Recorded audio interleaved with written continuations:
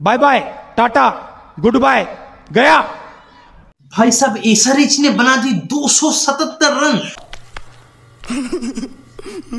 उसके बाद मेरे सामने एक ही बात बची, भाई साहब सांड के सामने लाल कपड़ा और ट्रेविस हेड के सामने नीला कपड़ा अगर आप लेकर जाओ तो आपको पेला ही जाएगा। भाई साहब कल 16 गेम में 50 बनाने के बाद जिस तरीके का पुश उन्होंने दिया और रन की जो गति उन्होंने दी, उसके बाद अभिषेक शर्मा आके थोड़ा सा तहलका लगाया और छोटे ग्राउंड बढ़िया पिच में कंटिन्यू हिटिंग के कारण 277 रन कल बन गए। अपने लापरवाही का नतीजा है। और उसके साथ 18 छक्के लगाए एसआरएच के टीम।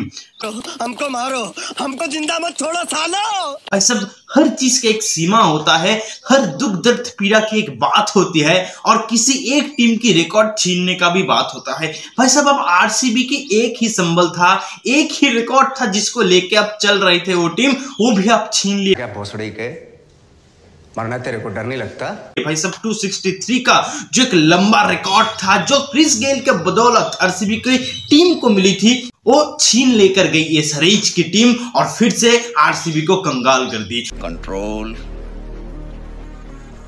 कंट्रोल। हम अगर बात करें उनके पास एक और रिकॉर्ड है, वो है 49 में ऑल आउट का। मेन बात है अब ये रिकॉर्ड तो छीना गया है, अगर इसकी जवाब आरसीबी को देना है तो भाई साहब एक ही बात है, चिन्ना स्वामी में नेक्स्ट खेल है, थोड़ा सा ठीक ठाक पिच बनाओ, अगर क्षमता है तो 300 लगा दो, नहीं तो आपको फिर से एक आईपीएल अब तो जीतना पड़ेगा रिकॉर्ड। और आप कह सकते हो बाकी जो फैंस है, बाकी जो टीम्स है, उनके साथ जुमा में लड़ने के लिए। तो एक बात तो यहाँ पे हो गई, ठीक है, लेकिन एक बात मैं आपको कहना चाहता हूं भाई साहब, अगर काव्य अमरन टीम में हो तो क्या नहीं हो सकता, बोलो क्यों? क्योंकि आप अगर एक मिडिल में देखो कि कैच पकड़ा था मयंक अग्रवाल। भाई साहब कैच पकड़ते टाइम मैं देखा कि वो गिरे अपने बम के बीच। भाई साहब पिछवाड़े के ऊपर, पिछवाड़े के बल उन्होंने गिरा, पिछवाड़े के बल गिरने के बाद उन्होंने अपने माथा पकड़ ली। भाई साहब माथा पकड़ने के बाद फिर से वो डॉक्टर को डकी और फिर से वो डॉक्टर को डकी और डॉक्टर फिर कंकशन टेस्ट की, टेस्ट करने के बाद वो फील्डिंग करने के लिए उतरे। भाई साहब एक ही चीज मुझे लगता है कि अगर काव्य अमरन टीम में हो तो क्या नहीं हो सकता। गजब बेइज्जती है।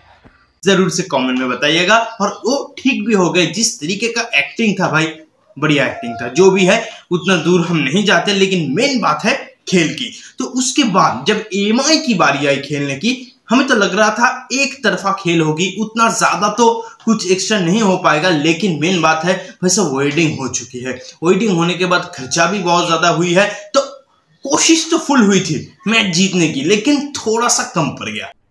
अरे कहना क्या चाहते हो? भाई साहब जोक सपट ज्यादा दिल में मत लेना मुंबई इंडियंस की टीम। भाई साहब 246 रन उन्होंने बनाए, जिस तरीके से खेला काबिलियत तारीफ है और कंटिन्यू हिटिंग करते गए। 20 छक्के लगाए एमआई की टीम्स। भाई साहब छक्के की लड़ी लग गई। और एक जो फिर रिकॉर्ड थी 33 सिक्सेस की, जो मुझे याद है वो भी टूट गई। 38 के करीब सिक्सेस का लगी और क्या बढ़िया खेल हुआ। अगर बात करें जिस तरीके से रोहित शर्मा ने एक स्टार्ट दी, तिलक वर्मा थोड़ा सा धीमी शुरुआत के बाद भी एकदम से गेम को पलट दिए। एक टाइम तो लग रहा था गेम हाथ में है, बढ़िया तरीके से खेल चल रहा था, लेकिन मिडिल में आ गए हार्दिक पांड्या। खत्म, bye bye, tata, goodbye, गया।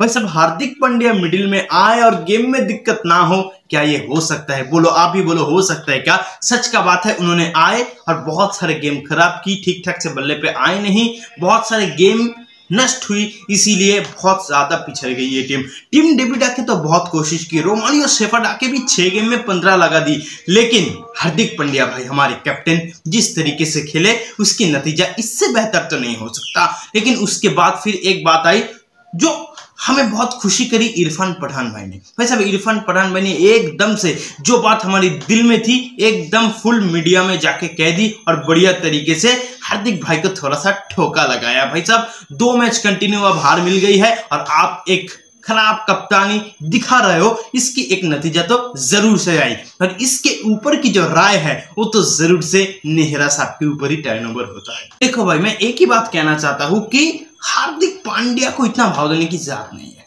भाई साहब जीटी ने जीता किसके लिए? जीटी ने तो हमारे लिए ही जीता। जीटी के कारण, जीटी जीतने की जो कारण है वो तो हम ही हैं। भाई साहब आपको पता है लॉर्ड्स के ग्राउंड में सबसे बड़ा सिक्स कौन लगाया था?